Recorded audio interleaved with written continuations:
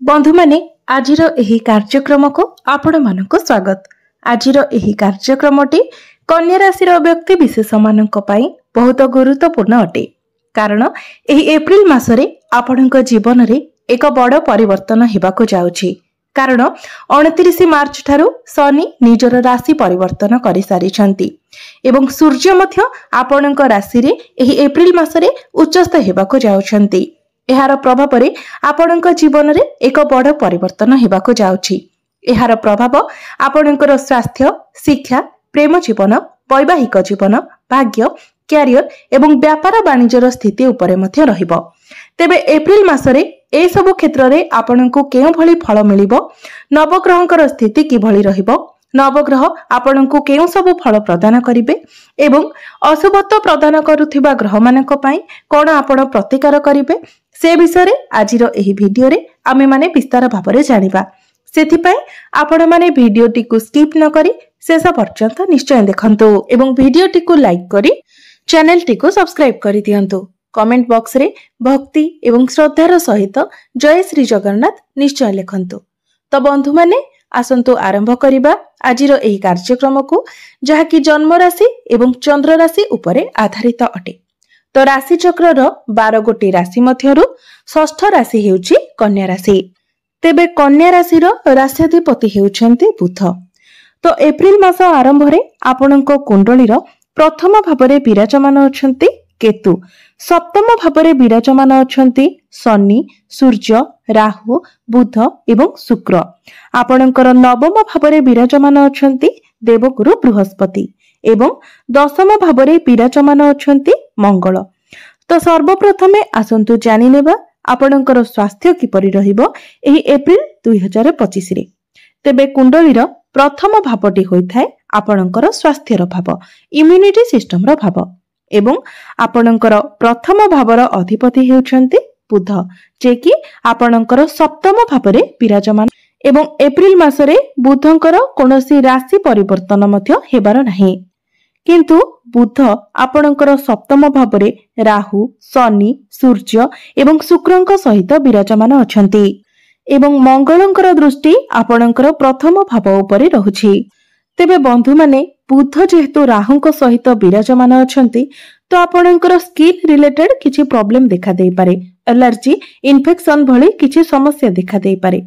तो ए सब प्रति आपणको सावधान रहिबार अछि। एहा सहित यात्रा करिबा फलरे किंबा कामर प्रेशर जोगो आपणकर मुंड बिंधा भली समस्या देखा देई पारे। एभली किछि छोट छोट समस्या आपणकर स्वास्थ्य रे देखा देई पारे। बंधु माने आपणकर सप्तम भावरे पंचग्रही जोग हेउछि एवं पांचटी ग्रहंकर दृष्टि आपणकर प्रथम भाव उपरे रहुछि, चंद्रमांक उपरे रहुछि, जहा फलरे आपणको उपरे टिके अधिक प्रेशर रहिबो एवं आपण बहुत ओवर थिंकिंग मध्य करिवे, जहा फलरे आपणकर मुंड बिंधा भली समस्या देखा देबो। तो बंधु माने एबे आसंतु जानि नेबा आपणकर शिक्षा क्षेत्र किपरि रहिबो एप्रिल 2025 रे। विद्यार्थी मानक पई किपरि रहिबो एप्रिल मासटी। तेबे कुंडलीर पंचम भावटी होइथाय आपणक शिक्षार भाव। आपणक पंचम भावर अधिपति हेउछन्ति शनि एवं शनि आपणकर सप्तम भावरे विराजमान अछन्ति। बृहस्पतिंकर दृष्टि मध्य आपणकर पंचम भाव उपरे रहुछि, मंगलंकर दृष्टि मध्य आपणकर पंचम भाव उपरे रहुछि।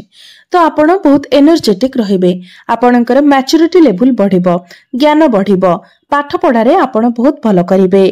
मात्र शनि जेहेतु राहु एवं सूर्यंक सहित विराजमान अछन्ति, श्रापित दोष एवं ग्रहण दोषर निर्माण हेउछि।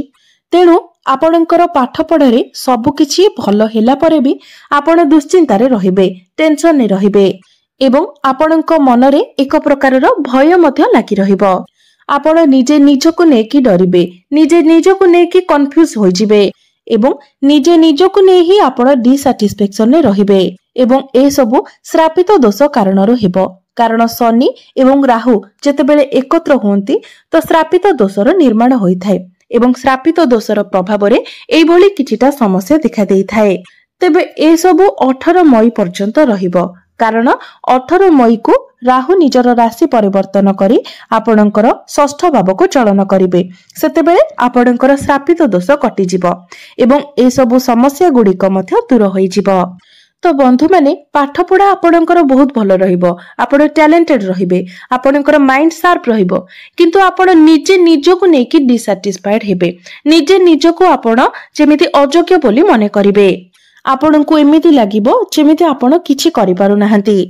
तेणु आपण ए सबुठारु दूरेई रहंतु, ओभर थिंकिंग रु दूरेई रहंतु, समस्त प्रकारर भय ठारु निजको दूरेई दियंतु, केवल पाठ पढ़ारे फोकस करंतु एवं निजर कॉन्फिडेंस को बनै रखंतु। एबे आसंतु जानिबा आपणकर प्रेम जीवन किपरि रहिबो एप्रिल 2025 रे। तेबे बंधु माने कुंडलीर पंचम भावटी आपणकर शिक्षार भाव हेबा सहित पंचम भावटी मध्य होइथाय आपणकर प्रेम जीवनर भाव एवं संतानर भाव। तो आपणकर पंचम भावर अधिपति हेउछंती शनि, जे कि आपणकर सप्तम भावरे विराजमान अछंती एवं शनि जेहेतु राहुंक सहित विराजमान अछंती मो पूर्वरु ही आपणको कहि सारिछि जे श्रापित दोषर निर्माण हेउछि।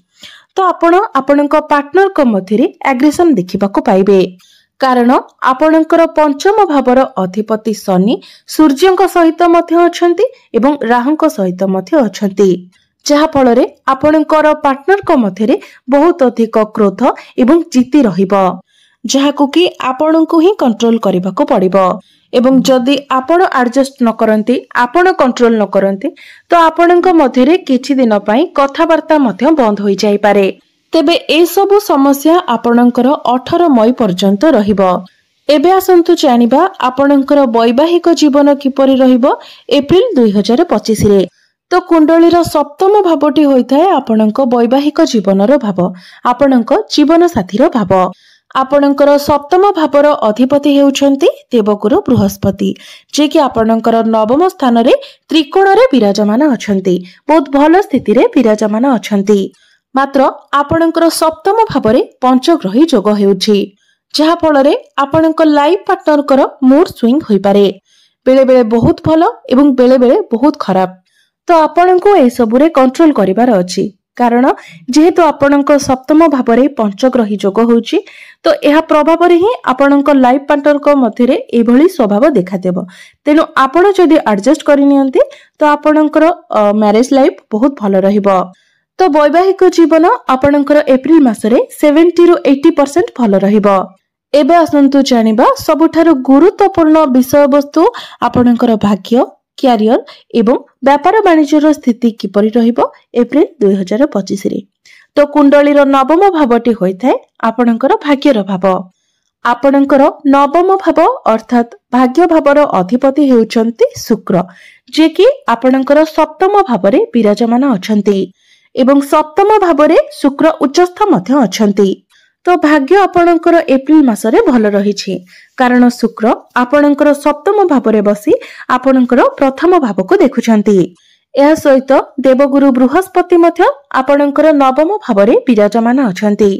तेबे आपण कोनोसी धार्मिक यात्रा करि पारंती, आपणक मध्यरे ज्ञान बढ़िबो, भाग्यरे वृद्धि हेबो एवं जदि आपण कोनोसी बड़ कार्यर आरंभ करबाकू चाहुचंती, किछि मीटिंग किंबा डील आपणकर रहिछि, आपणकर कोनोसी बड़ इन्वेस्टमेंट आपण करबाकू चाहुचंती, किछि बड़ जिनिस आपण किणा किणी करबाकू चाहुचंती, तो ए सब प्रत्येक क्षेत्र रे आपणको सफलता मिलिबो, जेहेतु भाग्यर आपणको संपूर्ण रूप रे साथ मिलुछि।